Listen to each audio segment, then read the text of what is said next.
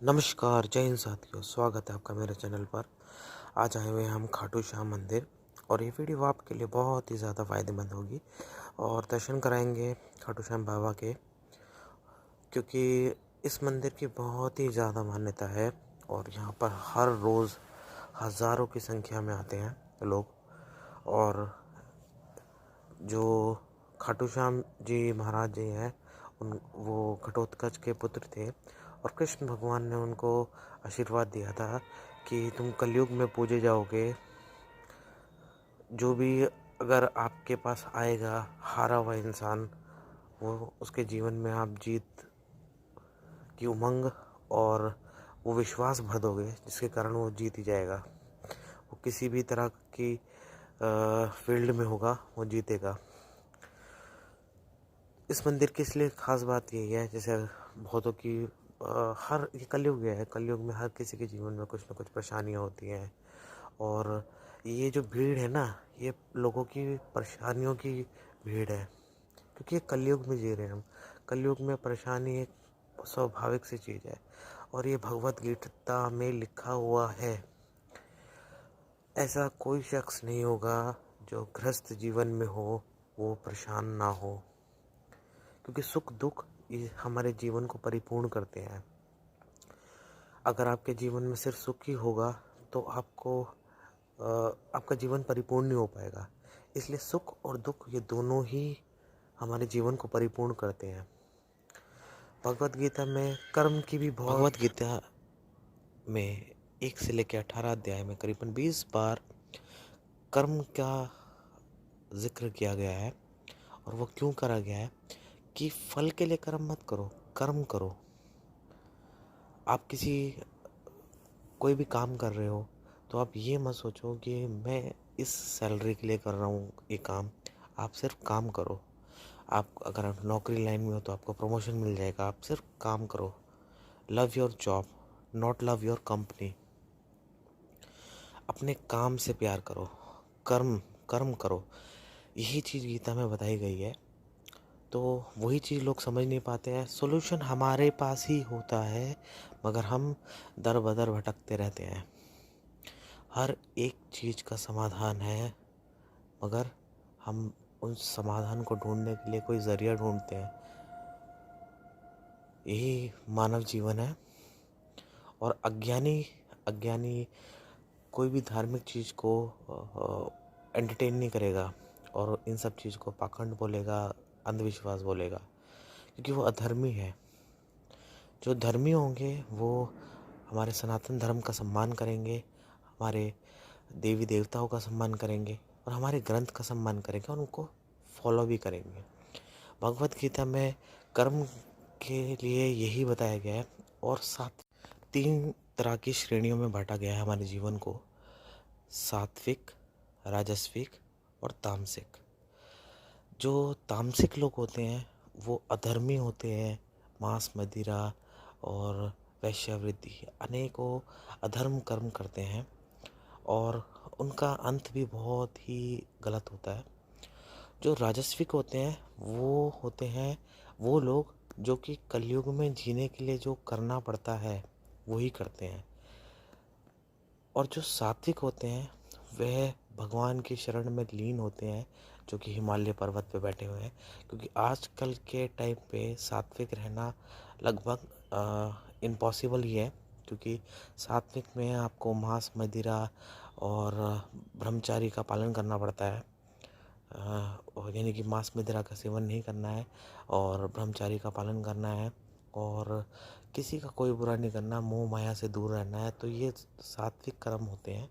तो ये तो हम इसको 50% भी अप्लाई कर ले अपने जीवन में तो हमारा जीवन एकदम सुधर जाएगा, मगर 100% हम नहीं कर सकते, क्योंकि हम कलयुग में जी रहे हैं। और कलयुग में जीने के लिए हम अगर व्यापार भी कर रहे हैं तो व्यापार में भी हम कुछ ना कुछ ऐसा कर रहे हैं ना कि 10 की चीज़ 11 में जी रहे हैं, तभी तो हमारा व्यापार चल रहा है। अगर हम 10 की चीज़ 10 में देंगे तो हमारा प्रॉफिट क्या होगा, तो वो गलत हो जाएगा। तो इसी तरह से जो हमारा जीवन है उसकी 3 तरह की श्रेणियों में बांटा गया है और मैंने तीनों श्रेणी बताई है: सात्विक, राजस्विक और तामसिक। तो आपको तामसिक से दूर रहना चाहिए, तामसिक हरकतों से दूर रहना चाहिए, यानी कि किसी का बुरा करना, छल कपट, धोखाधड़ी और मांस मदिरा और जो भी इस पृथ्वी लोक पे गलत कर्म होते हैं ना, वो तामसिक ही होते हैं। और जो तामसिक तरह के लोग होते हैं, उनको कितना भी ज्ञान दे दो धर्म के बारे में, वो कभी भी आपको वो नहीं करेंगे कि हाँ भाई बहुत अच्छी बात है, ये ऐसा है। वो हमेशा आपकी आलोचना करेंगे, आपसे जलन द्वेष भावना रखेंगे। और भगवत गीता में ये भी बताया गया है कि अगर आप किसी को बिना जाने, बिना उसकी हरकतों को जाने आप उससे जलन और द्वेष भावना रखते हैं, तो आप अपनी जीवन की बर्बादी खुद ही लिख रहे हैं। तो इसलिए बिना जाने किसी को भी गलत या उसके बारे में गलत करना, गलत सोचना, ये विचार ना रखें। अपने मन को साफ रखें, आपके अंतरात्मा में ही भगवान निवास जाएंगे। हम मंदिरों में इसलिए जाते हैं क्योंकि हमने कहीं ना कहीं ऐसा लग रखा है, हमें लगता है कि शायद हमने कुछ अनजाने में कोई गलती करी हो, तो उसके कारण हम जब मंदिर में जाते थे, जो मंदिर की पॉजिटिविटी होती है, जो वहाँ का वातावरण होता है, जो माहौल होता है, जो बेल्स है, जो ये घंटियाँ हैं, ये हमारे जीवन में, हमारे दिमाग पे बहुत गहरा इफेक्ट डालती है। जिसके कारण क्या होता है कि हमारे जो दिमाग पे बहुत ही गहरा प्रभाव पड़ता है, जिसके कारण हमारा मन एकदम शांत हो जाता है, यानी बहुत सारी टेंशन्स दूर हो जाती है। आपको कोई भी किसी भी तरह की टेंशन्स हो, तो आप जब मंदिर में एंटर करोगे तो आपको एकदम पॉजिटिव फील होगा। आप भूल जाओगे वो सब चीज़ें जो कि आप दिमाग में ले भर के आए थे मंदिर के अंदर, और वो एकदम भूल जाओगे। और आप जब वहाँ पे भगवान की प्रतिमा के पास में जाओगे और जब देखोगे और जब थोड़ी देर भगवान का स्मरण करोगे, तो आपके दिमाग पे बहुत ही गहरा प्रभाव पड़ेगा, जिसके कारण आपको एक एनर्जी मिलेगी। वो एनर्जी जो होती है वही आपको आपकी जो समस्याओं का समाधान निकालती है। भगवान आपको सिर्फ वो चीज़, आपको एनर्जी देंगे कि जिसके कारण आप खुद ही आप वो सब चीज़ें ठीक कर दोगे। तो उसके लिए आपको पॉजिटिव विचार लेके जाना होगा और विश्वास। कहते हैं ना, मानो तो गंगा नहीं तो बहता पानी। तो जब आप तक विश्वास नहीं करोगे भगवान के ऊपर, आप किसी भी देवी देवताओं की पूजा करते हो, उस पर विश्वास नहीं रखोगे, तो वो चीज़ें काम नहीं करेगी। तो इसलिए भगवान का स्मरण करो और सात्विक कर्म करो। मैं सात्विक बार बार क्यों कह रहा हूँ, सात्विक कर्म अगर आप 50% भी करते हो ना, तो आपके जीवन में आप अपनी ग्रोथ 10 गुना बढ़ा लोगे। क्योंकि राजस्विक कर्म करने में, वो तो राजस्विक कर्म वो लोग करते हैं, वो अच्छी श्रेणी में आता है वो भी, मगर सात्विक सबसे बेस्ट होता है। राजस्विक श्रेणी में वो होता है कि कलयुग में जी रहे हैं तो वही व्यापार कर रहे हैं, तो 10 की चीज़ 11 में देंगे, या कुछ और व्यापार कुछ और भी कर रहे हैं, तो वो थोड़ा बहुत तो 19-20 करते हैं। तो वो राजस्विक तरह के लोग हो गए हैं, जो कि अगर कोई उनको हानि पहुंचा रहा है तो वो उसको रिप्लाई करेंगे। वो उस टाइप के हो गए वो राजस्विक लोग। तो आपके श्रेणी में अपने आप को देख रहे हैं, वो आप अपने अंतरात्मा से पूछिए, क्या आप राजस्विक है, क्या सात्विक है, क्या तामसिक हैं आप?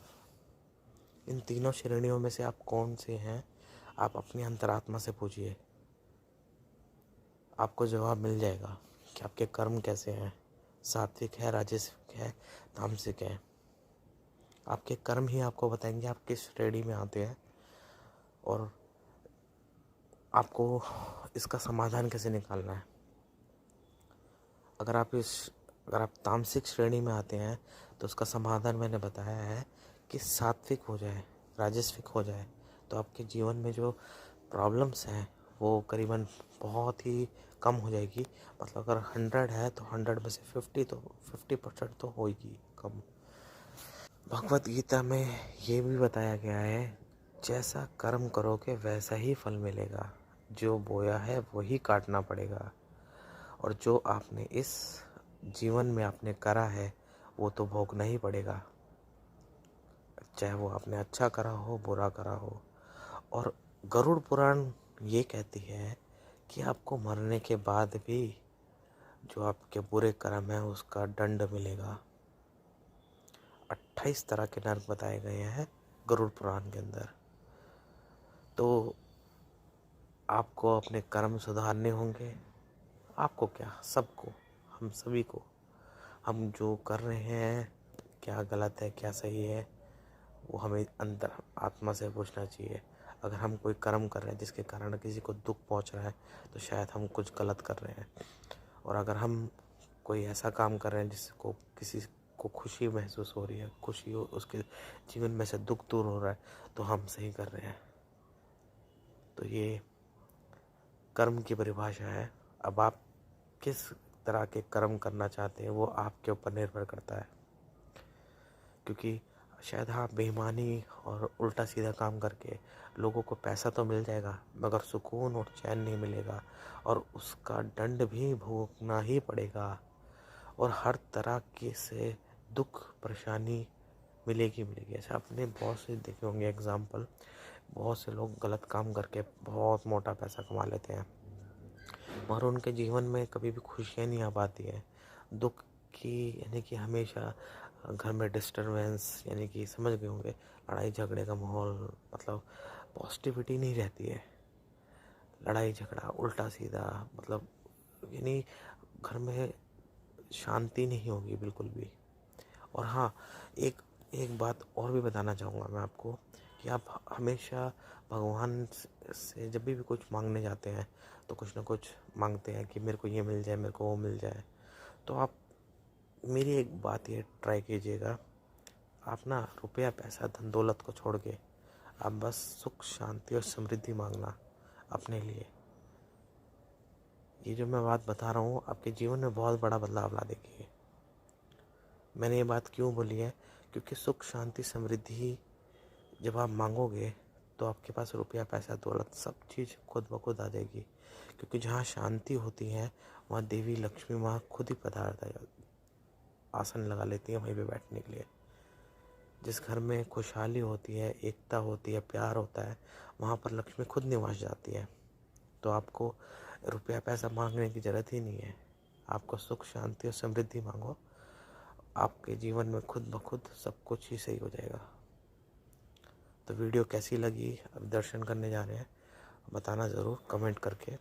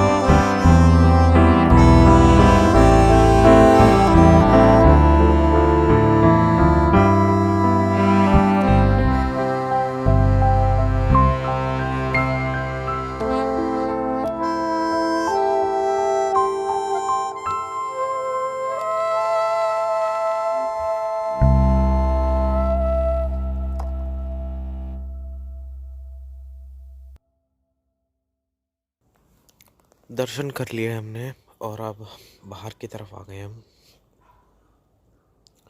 और आप देख सकते हैं कितना साफ सुथरा है और बहुत ही अच्छा और खूबसूरत मंदिर बना रखा। डेकोरेशन देखो कितनी खूबसूरती से डिज़ाइन कर रखा है इसको।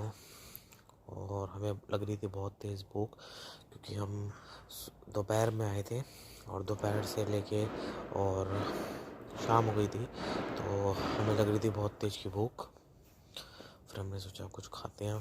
फिर जब हमने आगे देखा तो खाने का पूरा सेक्शन ही बना रखा था और इतनी सारी वैरायटीज़ थी ना, इतनी सारी वैरायटीज़, मतलब दिल खुश हो जाएगा, इतनी सारी वैरायटीज़ थी। बहुत ही स्वादिष्ट खाना था। और अब उधर ही जा रहे हैं। ये देखो कोई टिक्की है, कोई काढ़े वाला जो मिल्क है, क्या बोलते हैं उसको, रसमलाई टाइप का जो मिल्क है वो है। और ये है डोसा है, इडली है और वड़ा है और चाट है और क्या क्या है, और भी बहुत सारे आइटम्स है। कॉफ़ी थी, दुनिया भर के आइटम, छोले भटूरे थे, पिज़्ज़ा बर्गर, सब कुछ A to Z चीज़ें थी। यानी कि और कोई भी ज़्यादा प्राइस नहीं था। ऑनेस्ट रिव्यू दे रहा हूँ, कोई भी ज़्यादा प्राइस नहीं था। इतना अगर आप आस पड़ोस में खाओगे तो उतना ही लगता है। 50 रुपये का डोसा, भाई बाहर तो 80 रुपये का मिलता है, यहाँ तो बल्कि फिर भी 50 रुपये का दे रहा है डोसा। अब क्या बच्चे के जान लोगे, मगर हाँ इनकी सेल बहुत ज़्यादा है, इस बात में नो डाउट, क्योंकि इसलिए रेट एकदम कम कर रखे हैं। अब ये कह लो, और क्वालिटी भी बहुत अच्छी थी और स्वाद भी था। ऐसे नहीं कि स्वाद नहीं था। मैंने छोले भटूरे ट्राई करे और बहुत ही टेस्टी थे छोले भटूरे, मगर जो भटूरे थे ना बहुत ही पतले थे। यानी कि आप खाओगे ना, दो खाओगे तो आपका पेट नहीं भरेगा। बिल्कुल जिसको कहते हैं ना, बिल्कुल पतले पतले, बिल्कुल पतले पतले। यानी कि अगर आप बाहर से खाते हो तो एक प्लेट छोले भटूरे में आपका पेट फुल हो जाएगा एकदम। मगर ये वाले छोले भटूरे जो थे ना, ये बहुत ही हल्के लाइट थे एकदम। यानी इसको खाओगे ना तो डाइजेस्ट भी हो जाएगा। आप चलते चलते बाहर तक जाओगे ना तो डाइजेस्ट भी हो जाएगा। यानी कि इस लेवल का था, मतलब स्वाद तो बहुत ही बढ़िया था। ट्राई करा है हमने और फिर हमने एक दो आइटम और ट्राई करे थे, अभी आगे वीडियो में दिखाएंगे।